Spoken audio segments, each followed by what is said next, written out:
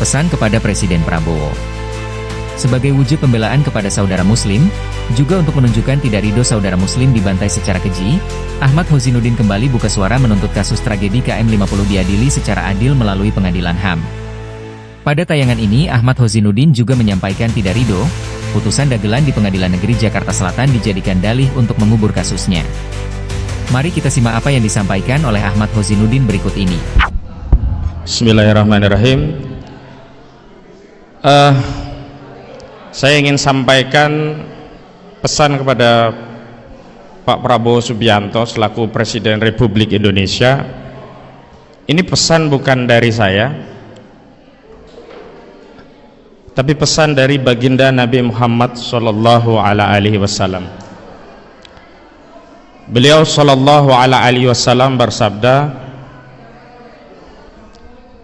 Allahumma, bahkan doa dari Nabi ya, Allahumma man waliya min amril ummati fasaqqa alaih faskuk alaih.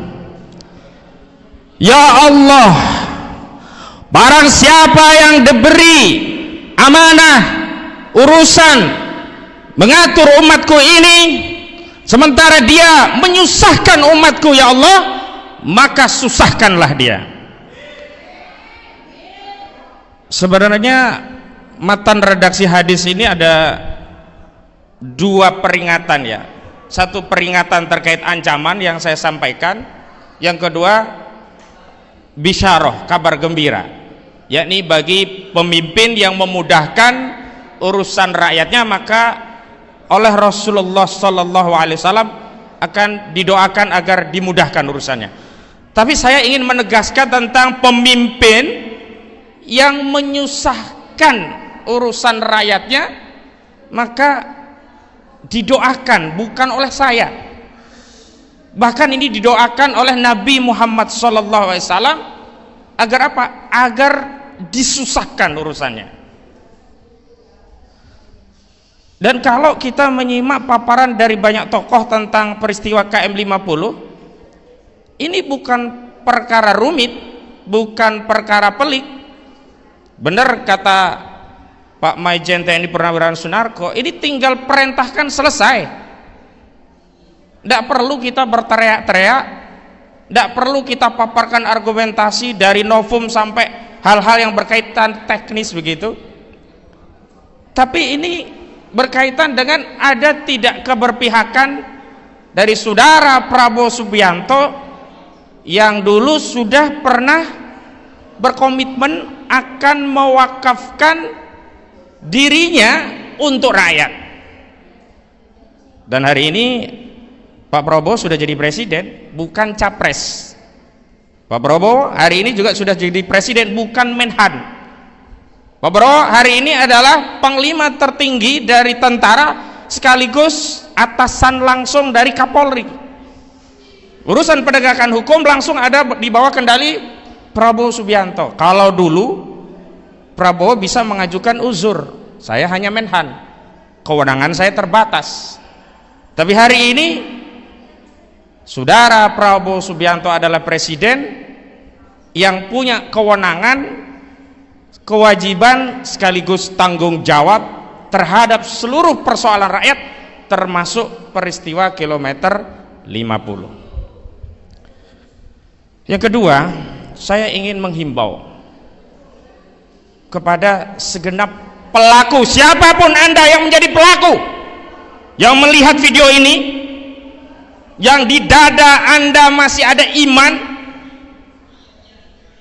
Kenapa saya katakan di dada masih ada iman? Karena dalam Islam kalau orang itu beriman tapi melakukan kesalahan, membunuh, dia masih bisa menebus dosa pembunuhan tadi dengan diterapkannya kisos. Tapi ingat, kisos itu ada syarat. Apa? Permintaan maaf kepada korban. Dan permintaan maaf kepada korban itu juga ada syarat. Apa? Pengakuan terhadap kejahatan yang sudah dia lakukan karena telah membunuh jiwa tanpa alasan yang hak. Dalam Islam itu membunuh jiwa tidak semuanya haram, bahkan ada yang diperintahkan. Saat jihad fisabilillah, membela wilayah, membela agama, membela harta, justru diperintahkan membunuh atau terbunuh, dan itu tidak berdosa. Bahkan siapa yang bisa membunuh dalam jihad, dalam perang fisabilillah, justru berpahala. Tetapi ketika menghilangkan nyawa satu manusia tanpa alasan yang hak, itu seperti menghilangkan seluruh manusia semuanya. Karena itu saya tidak mungkin bertanya kepada Ustadz Syuhada, Ustadz, mau maafin gak kira-kira orang yang melakukan kekejian itu? Bagaimana mau memaafkan? Sampai detik ini juga tidak ada yang mau mengakui. Ingat, hukum dunia itu nanti sampai akhirat akan diadili ulang. Dan Anda sebagai pelaku, apakah Anda memilih naungan dari penguasa yang zalim hari ini, yang melindungi Anda tidak bisa dipenjara, tidak bisa dituntut oleh hukum, atau memilih naungan dari Allah Subhanahu wa Ta'ala? Dan dalam hukum Islam, sanksi penerapan daripada hudud, kisos diat, takjir, mukhalafah, itu selain menjadi jawabir juga jawajir. Jawabir, penebus dosa bagi orang yang melakukan maksiat. Jawajir, pencegah bagi masyarakat agar tidak melakukan tindakan serupa. Dan syarat agar ya bisa diampuni dari dosa pembunuhan selain taubatan nasuha adalah dia harus mengakui dan diberikan sanksi, yakni dikisos, tentu dengan catatan sepanjang keluarga menghendaki itu. Tetapi bagaimana kalau keluarga ternyata mengisyafi, bisa memaafkan karena ada keinsafan, pengakuan, ya dia bisa lepas dari sanksi itu. Tetapi tetap dia harus membayar diat. Berapa diatnya? 1000 dinar atau 100 unta. Bagaimana kalau yang mau membayar diat ini sudah dimaafkan keluarga, tetapi dia juga kere, pangkat mungkin cuman AKBP, makan untuk keluarga juga susah, dia ditekan oleh atasan untuk menjalankan aksi pembantaian tadi? Bagaimana? Disinilah pentingnya kita memahami Islam secara menyeluruh. Negara yang hadir di sana sebagai pihak yang membayar diat, sehingga tidak ada nyawa yang terbengkalai. Jadi ketika dimaafkan, dia nggak bisa bayar diat, negara yang membayar diat itu kalau konsep syariat Islam ditegakkan. Kalau syariat Islam ditegakkan seperti ini, kira-kira adil atau adil, saudara-saudara? Kira-kira umat Islam dan manusia ini akan terjaga tidak nyawanya, saudara-saudara? Maka maha benar Allah Subhanahu wa Ta'ala yang telah berfirman, A'udzu billahi minasyaitonir rajim, walakum fil qisasu hayatun ya ulil albab. Dan sesungguhnya dalam kisos itu ada jaminan kehidupan bagi orang-orang yang berpikir. Coba, kalau orang semua paham, setiap yang membunuh pasti akan dihukum dengan dibunuh, kira-kira berani nggak dia membunuh? Pasti dia tidak berani, dan akan terjaga nyawa manusia. Tapi hari ini ketika nyawa dianggap murah, ketika pembantaian itu tidak ada pertanggungjawaban, orang gampang saja mengatakan, sini 3 miliar saya bantai dia, paling saya masuk penjara 1 hari. Bahkan saya bisa mendesain tidak masuk penjara dengan alasan overmah, misalnya dengan alasan pembelaan terpaksa, ndutver.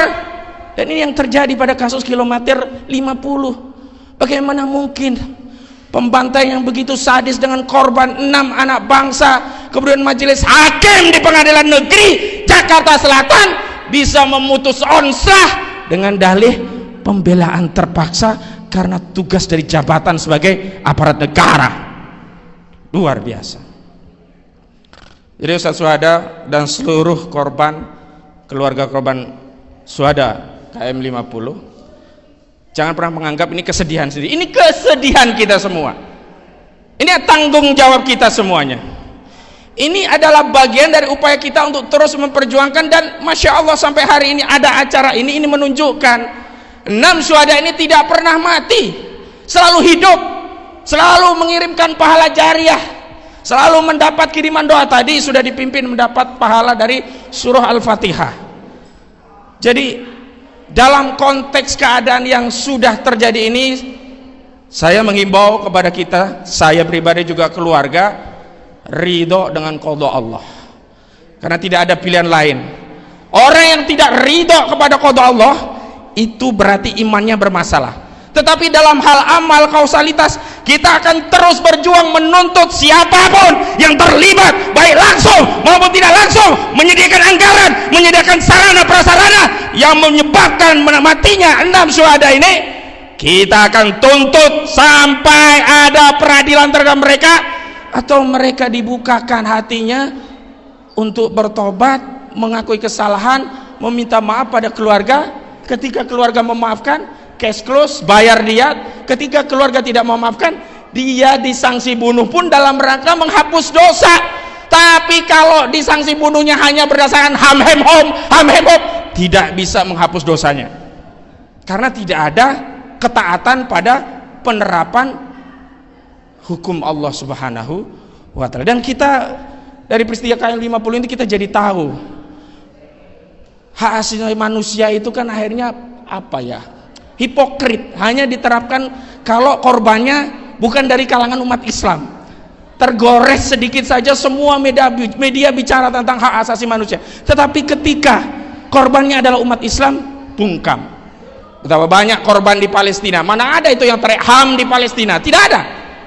Dan ini makin jelas di mata kita, sesuatu yang sangat tegas bisa ditunjuk dengan jari kita, bahwa HAM dalam kasus KM50 hanya main-main.